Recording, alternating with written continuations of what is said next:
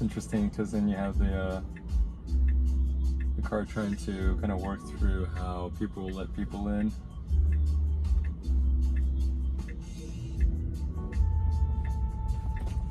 Alright, that's interesting. The car actually did try to... Oh, that was awkward. So, there's a line of cars waiting at a red light, and one of the cars around behind was letting people into the lane. So the car saw there was a space there, but interesting, it started to pull in, but it hesitated, it was a little bit jerky, and then when it pulled in, it tried to almost like go around the traffic.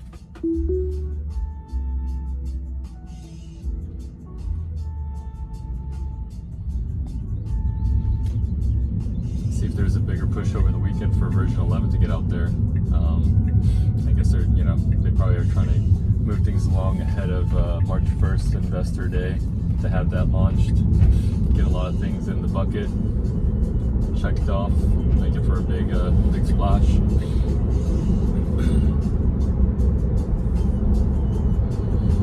And just leaving my kids' school here in Jacksonville, Florida. It's a nice clear day. Basically 0 clouds in the sky, all blue, and sunny. So doing a FSD drive back to the home front to take care of my day today, get it going. But doing a quick video to show FSD and its progression, see how it's performing today. It's getting more consistent for sure.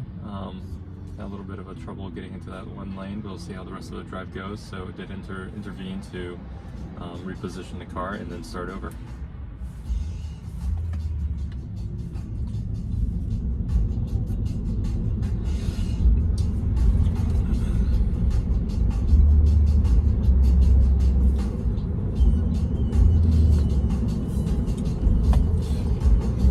One thing I really like about the infotainment system, it's just it's very responsive, and then everything's just like well placed. You got these little tiles that they've updated with the recent release.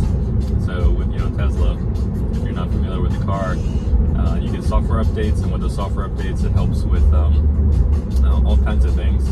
But it also helps with infotainment. They will reconfigure things, add things, functionality, apps, and play with the interface, what you see on the screen.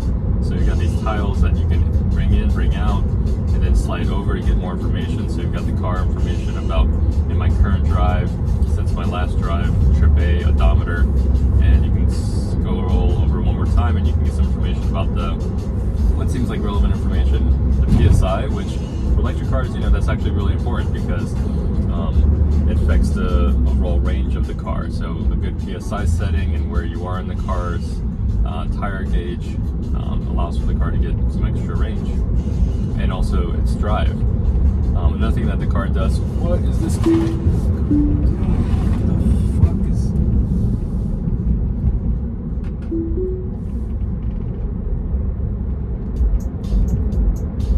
Okay. Like, I don't know if she was just gonna ram right into me, but that was just odd. So I intervened there because she was like pulling right into the car. I don't think she saw me.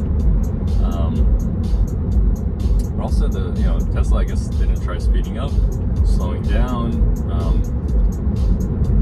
That might be one of the things though. The car's camera system, it does have certain blind spots, and there it might have had a bit of it should have a blind spot there. It definitely sees cars pretty well in that location.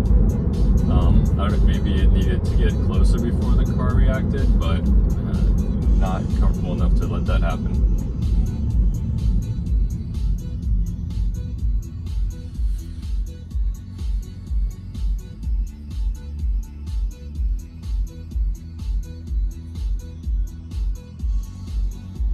That was a little bewildering.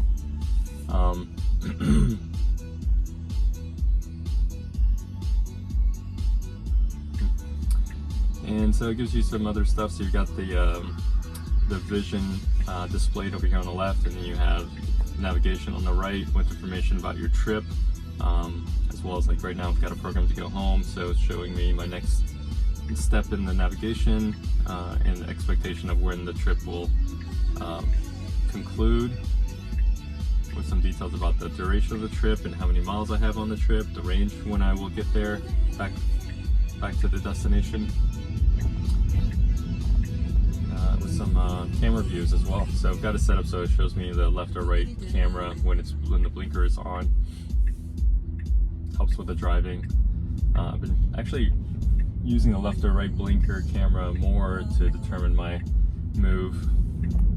That was a little bit slow getting through that light. It does assess light sometimes a little bit longer than you would normally as a driver.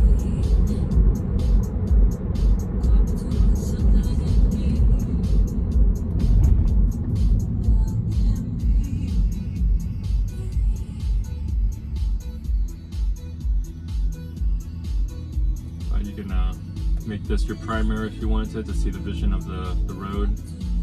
So basically what the camera is assessing around itself with all those vehicles. So I mean, here you see the cars right there. It was able to see the car, but the car was like moving into the lane. I don't know how close it would have to have gone before the autopilot or just collision prevention system in the car would have acted on it. And then you can scroll this way and you can play with the map, just super responsive. Look at that. In, out, move it around. Of course, get it back to where you want it to see. You can see the full route.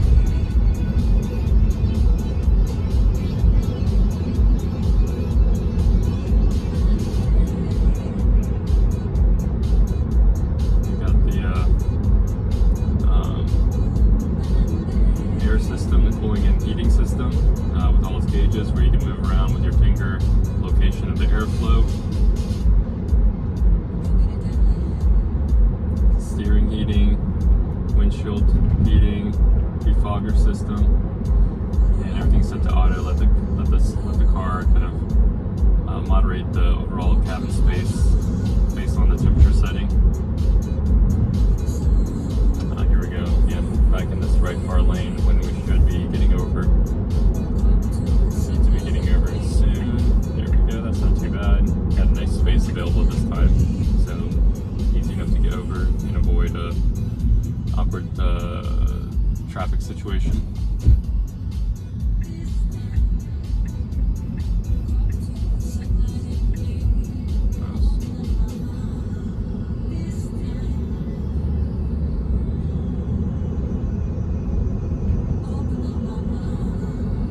Yeah, it's still important to definitely be an active driver. Aware of your surroundings and activity going around you.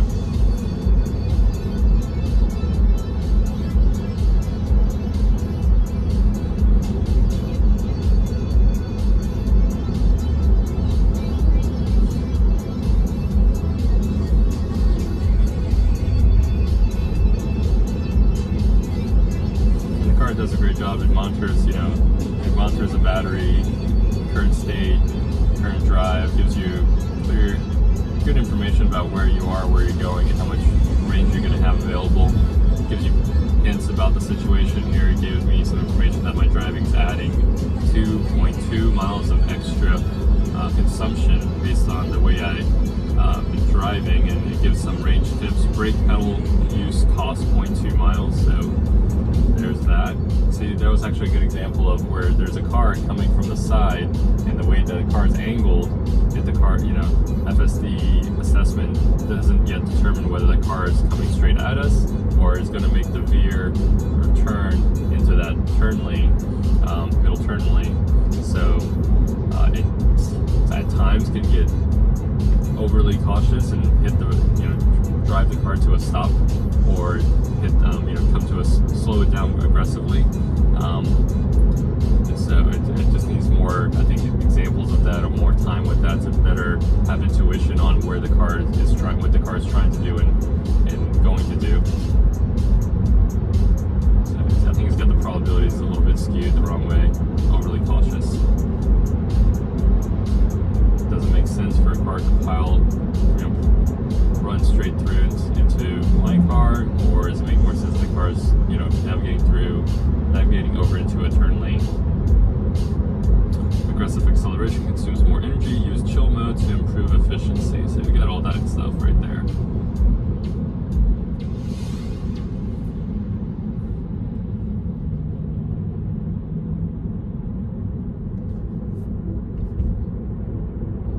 Passing another Tesla. Tesla's becoming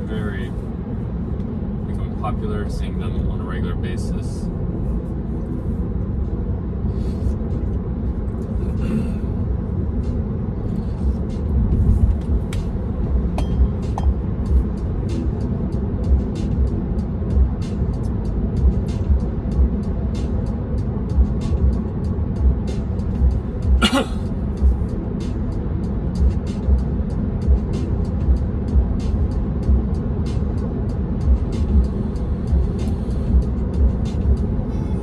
Along with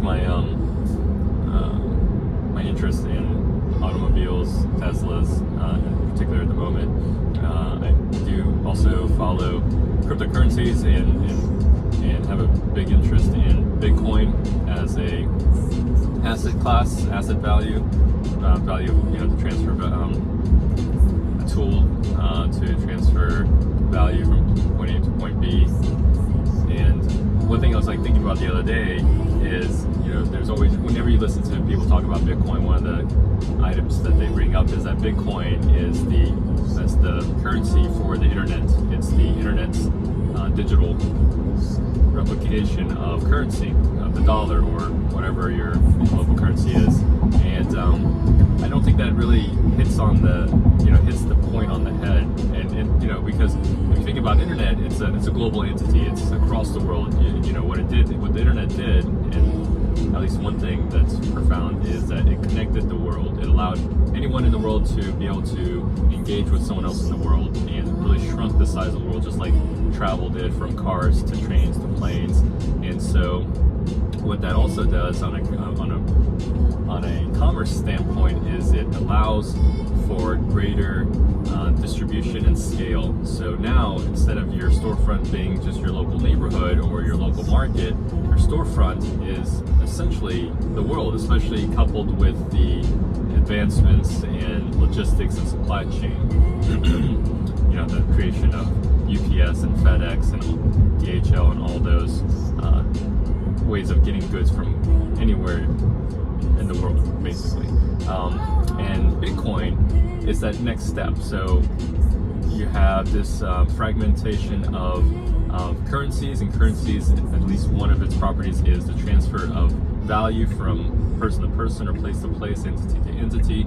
But it was always limited because now you have different currencies, and obviously there's a dominance of the dollar being kind of treated as the global currency, but still it required being transferred from bank to bank, institution to institution, country to country, even state to state, and that had its limitations, as well as every step created inefficiencies.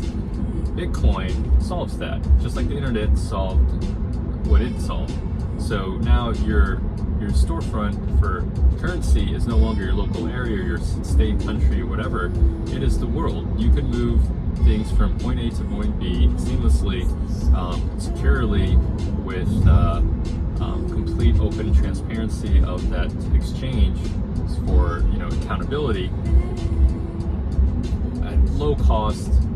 And I guess I'm diluting the point. So the point I'm trying to make is that Bitcoin scales, right? So what allows the value of Bitcoin, I think, to really expand and flex, and it will surprise people quickly, just like the internet surprised people of how it's affected commerce and created these just giant tech companies, is that it can be used by anyone in the world. Instead of the market for this currency being the population of the US, or you can expand that, being that it's treated as the world currency, but now this currency can be and will be used by 7 to 8 billion people. So imagine 7 to 8 billion people wanting a piece of that currency in order to be able to transact and share value between each other. I mean, just that's why you see these explosive moves. You essentially go from yesterday, the price or value in dollar terms being valued at 21,500, or I'm sorry, $20,000, to today being close to 25,000. A $5,000 move within a week. Just basically a week has moved moved the value of Bitcoin $5,000, which equates to about 20%. That's phenomenal. And that type of volatility exists right now because it's still being speculated on. There's still some understanding being evolved, but essentially, when it gets to where it needs to get, you have the world available to lift its value. If everyone in the world starts using this, you can see where the value of a single Bitcoin is going to be. And that's why you have projections by someone that worked on a piece of the Bitcoin architecture or its framework, saying that Bitcoin eventually will be worth $10 million. One single Bitcoin will be worth $10 million in today's dollar terms. And others, kind of being more conservative, saying that it is going to go to $1 million or $1.2 million or $5 million, but the value is going to be big because it has to be big. There's a limited amount of Bitcoin, about approximately 21 million Bitcoins, which are available to be used, blocks to be transacted with, and it has to be distributed across a global at a global scale. So to do that, it has to be valued higher. Just the way that works. So I mean, didn't do such a great job kind of walking through this, but I think the key point is Bitcoin, like the internet, is increasing its scale. You no longer are tied to your local market. You have the world in front of you to transact with, and that was a profound effect in commerce, and it will be a profound effect in currency. And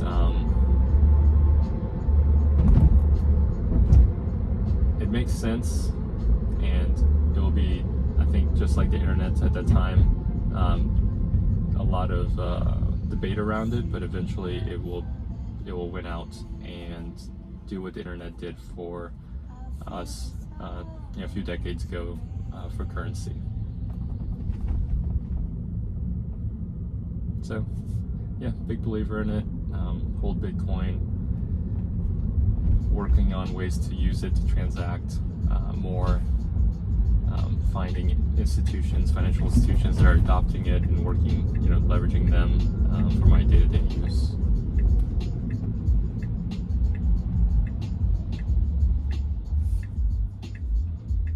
All right, look at that. As we're just chatting away there, the car has been doing a nice job chauffeuring me back to home, and we're nearly there. Had a little bump in the road at the very beginning, and then obviously that car that was going to just run into me. That is always so amazing. Like, this lady's just going to drive right into me. I'm right next to her. So definitely intervened there. But since then, the car has done its thing, and after a while, as we're chatting and talking, while I'm still having my eyes on the road and paying attention, I was able to, engage where I might, just basically shift my energy elsewhere. Which is it's basically where we are right now. I'm still in the car. I am taking time to drive from place to place, but my energy and my effort is shifting. Just like with any technology, you start to let go of certain tasks and benefit from that with energy and resources being available to do other things.